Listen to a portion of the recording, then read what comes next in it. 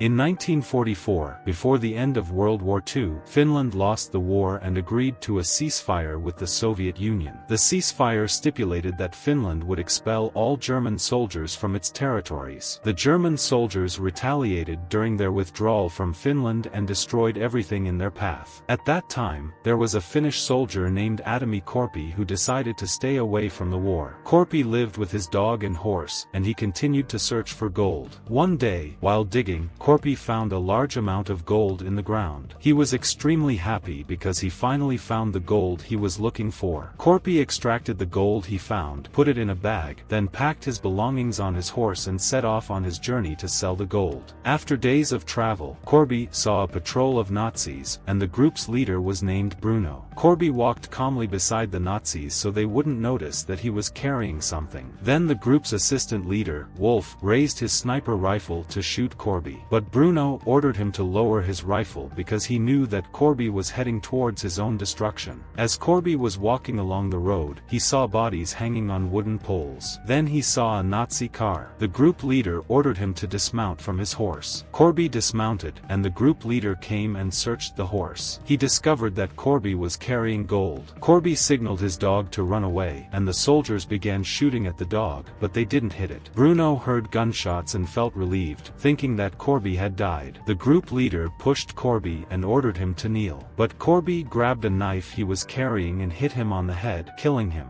Then one of the soldiers grabbed a weapon to kill Korpi, but Korpi approached him, took the weapon, and began shooting at the ground. Korpi started killing the soldiers one by one. He stitched one of them with the knife he was carrying. One of them tried to shoot him, but Korpi used the other soldier as a shield. Then he reached him, took his helmet, and hit him with it, killing him. The last one attempted to attack him, but Korpi used the pistol he was carrying and shot him in the leg. Then he took his rifle and killed him. After hearing the gunshots, Bruno and his group returned to the scene. They saw that one of the soldiers was carrying a piece of gold, so they decided to chase Korpi. Korpi saw the tank approaching him, so he quickly fled on his horse. The tank began firing shells behind Korpi, but it did not hit him. The soldiers fired bullets at him, but he was also not hit. During the horse's journey, it stepped on a landmine and exploded. Bruno laughed, thinking that Korpi had died. Korpi woke up and saw that his horse had turned into pieces. He felt deep sadness for it. Then he saw that the pieces of gold had fallen to the ground, so he began to collect them. Meanwhile, the Nazis arrived to Korpi. Wolf raised his sniper rifle to shoot at him, but Bruno ordered him to wait until Korpi collected the gold. After Korpi collected the gold, Wolf raised his sniper rifle to shoot at him. But before he could shoot, Korpi threw a stone at one of the mines, causing a thick smoke. The soldiers began shooting at Korpi, but he hid behind the pan he used to collect the gold. Bruno got off the tank and ordered a soldier to advance. But Korpi threw a landmine and shatter into the soldier, causing him to explode in pieces. Then Bruno ordered 2 soldiers to advance on both sides, but the landmines exploded on them, and they died. Wolf ordered 2 hostages to accompany him and made them walk in front of the tanks. He noticed that Korpi had dropped a medal, so he took it. Then the girls stepped forward and began walking in front of the tanks. Wolf asked his team to contact and gather information about Korpi. Meanwhile, Wolf was informed by Bruno that there were orders to withdraw and they needed to cancel the mission. Bruno also informed Wolf that the old man they were fighting against is named Korpi, and he used to be a former commando soldier, considered a legend in war. Therefore, the general ordered them to withdraw before he killed them, and they were lucky because they had only lost 7 men. Wolf also told Bruno that Korpi had lost his entire family during the war and had turned into a ruthless monster. After the incident, more than 300 soldiers were killed. Despite the withdrawal orders, Bruno and his group decided to chase Korpi and retrieve the gold. They believed that the gold would help them escape the Nazi authorities after the war's loss. Korpi arrived at a destroyed car and rested there. He put dirt on his wound and extracted the bullet from his leg. He found his dog and it came to him. Due to fatigue and pain, Korpi fell asleep and the dog remained guarding him. Bruno and his soldiers arrived at Corby, accompanied by trained dogs. Corby woke up to the sound of the dogs, so he hid and waited for the right opportunity to attack. Corby threw himself under the car and clung to it from underneath. He pulled out his knife and struck the fuel tank. Gasoline leaked onto Corby, and his scent disappeared, helping him deceive the dogs. The dogs smelled the gasoline, so the cars stopped to identify the leaking car. Corby withdrew from under the car and tried to escape, but Wolf raised his sniper rifle and shot him in the leg. Corby continued to advance, so Bruno ordered his soldiers to release the dogs behind him. Corby lit a matchstick and set himself on fire. The dogs were scared and did not approach him. Bruno ordered his soldiers to shoot Corby. Corby ran at full speed and threw himself into the river. Corby stayed underwater for a long time, then resurfaced and took a deep breath, and went back into the water again. When Bruno looked at the water, he saw that it was red, so he thought that Corby had died. He ordered his soldiers to take a boat and dive underwater to retrieve the gold. The first soldier descended, but Corby surprised him from behind, stabbed him, and pulled the air from his throat, leaving traces of blood on the water's surface. Bruno ordered the second soldier to descend behind the first, but Corby also killed him. Corby used the rope in the boat and began pulling it to the other side. From afar, it appeared as if the soldier was the one moving, so Bruno ordered him to be killed. But after killing the soldier, they saw that the boat was still moving, so they knew it was a trick by Corby. Meanwhile, Wolf climbed onto the tank and started shooting at Corby with the machine gun. Corby used the soldier as a cover to escape and managed to escape and survive. Corby's dog reached the other shore and began howling. Bruno realized that the dog belonged to Corby, so he decided to exploit it. Corby arrived at a destroyed village at night. He stopped next to a destroyed gas station and decided to rest in it. Meanwhile, Corby heard the sound of a dog nearby and found out it was his dog. But when the dog arrived, he saw that it had a dynamite finger. Corby tried to throw the finger, but it exploded near him, causing him to fall to the ground and lose consciousness. When Corby woke up, he found that the Nazi soldiers had reached him, hung him on a pole, and executed him. Bruno arrived, placed a piece of gold from his pocket, and left. But Corby was still alive. He lifted his injured leg and secured it to the column. In the morning, a plane flew over the column that Corby was hanging on, and it stopped at the station. The pilots got off the plane and looked for fuel, but Corby fell from the column. One of the pilots approached Corby, pointing his gun at him to kill him, but Corby hit him in the leg and struck his head with a rock, causing the pilot to die. The second pilot went in search of his colleague, found Corby, and struck his head with a stone, then tied him to the column. The pilot was terrified by the sight of Corby sewing his wounds. Corby began transferring fuel and sterilizing the wounds, then he left his dog in place, boarded the plane, and flew away. Bruno and his group were moving on the road when they discovered that a plane was intercepting their path. When they approached the plane, they saw that the pilot was strangled with the same rope they used to execute Corby. Bruno ordered the soldiers to move quickly. In the carriage that was carrying the prisoners, the soldiers were talking about Corby. There was a girl in the car named Eno. She started laughing. The soldiers asked her why she was laughing, and she said she knew Corby's story and that he would definitely come back and take revenge on them. Suddenly, while they were talking in the car, one of the soldiers died. When his comrade went out to check what happened to him, Corby hit him with a scythe and dragged him out of the car. Corby entered the car, and he had weapons with him, which he gave to the girls. Corby reached the driver's seat, stabbed him with a dagger in his head, killed him, and then threw him out of the car. Eno took his place. After that, Corby jumped onto the tank.